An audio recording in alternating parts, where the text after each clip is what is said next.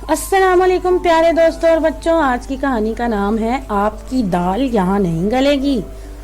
सदर की empress market में यूं तो बहुत ही ठेले लगते हैं जिन पर तरह तरह की चीजें मिलती हैं।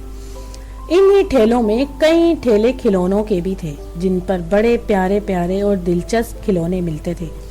ढोल बजाने वाला, चाबी का बंदर, सायरन बजाती और रोशनी करती छोटी बड़ी गाड़ियां, बैट बॉल, गर्ल्स, तमाम ही खिलौने देखने को मिलते। लोग बड़े शौक से यहाँ आते और अपने बच्चों के लिए खिलौने खरीद कर ले जाते।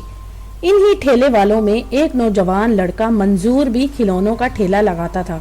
मंजूर दिन में पढ़ाई करता और शाम में खिलौने फरोख्त करता। बहुत ही कम मुनाफे पर वो अपने खिलौने फरोख्त करता था, इसलिए इसके ठेले पर खूब रश लगा रहता था। जबकि दूसरे ठेले वाले बड़ी हसरत से मंजूर के ठेले पर लोगों का रश देखते रहते, मगर ज्यादा मुनाफे के लालच में अपने खिलौनों की कीमत कम नहीं करते थे। एक दिन मंजूर ने दूसरे खिलौने वालों से कहा कि आखिर आप लोग ज्यादा मुनाफा हासिल करने का लालच क्यों करते हैं? ज्यादा के लालच में आप थोड़े से भी मरहूम रहते हैं।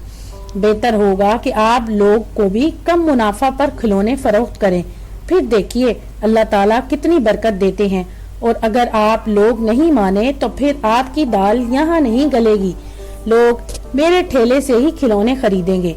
मंजूर की बात दूसरे खिलौनों वालों की अकल में आ गई। अब इनके ठेलों पर भी खिलौने खरीदने वालों का रश लगा रहता। यूं अब मंजूर और दूसरे भी खुश थे। अल्लाह ताला सब ही को रोजी देने लगे। जब ही तो बुजुर्ग कह रहे हैं कि नीयत साफ मंजिल आसान।